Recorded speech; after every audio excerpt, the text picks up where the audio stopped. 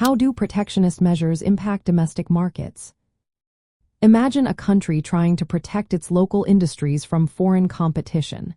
That's where protectionist measures come into play. These policies include tariffs, quotas, and subsidies. They are meant to give domestic businesses an advantage. But how do they actually affect the economy inside that country? Let's find out. Protectionist policies can make imported goods more expensive by adding tariffs. When prices go up, consumers tend to buy less foreign products and switch to domestically made ones. This can boost local factories and increase their sales. If there is enough idle capacity, this switch can even lead to more jobs and higher production in certain sectors. So, in the short term, some domestic industries may grow because of these policies. However, higher prices for goods can also hurt consumers. When tariffs increase the cost of imports, the prices of everyday items go up. This means people have less money to spend on other things. As a result, overall consumption can decrease, which slows down economic growth. When prices rise, people might also save more and spend less, further dampening the economy. Protectionist measures can also raise costs for domestic companies that relying on imported materials. If a business uses imported parts or raw materials, tariffs make those inputs more expensive. This can lead to higher production costs and lower productivity. Over time, these increased costs can make it harder for businesses to compete globally and slow down investment in new projects. Another effect is economic inefficiency. When tariffs and quotas distort trade, resources are not used in the best way.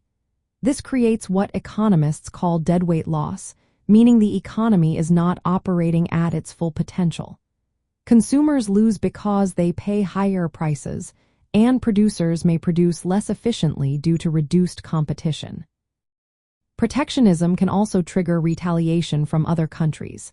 If one country imposes tariffs, others might do the same. This can reduce export opportunities for domestic firms, hurting their sales abroad. When exports decline, overall economic growth can slow down even more. Trade tensions can create uncertainty, making businesses hesitant to invest or expand.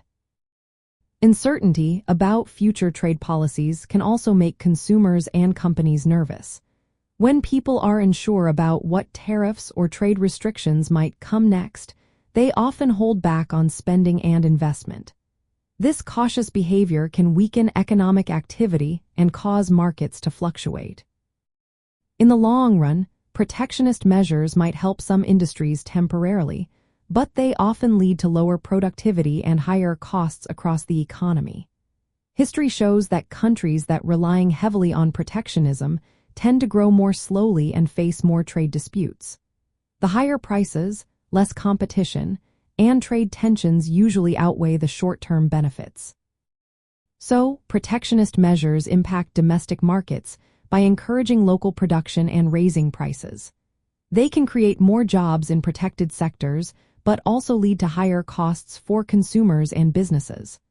Over time, they tend to slow down economic growth and increase uncertainty.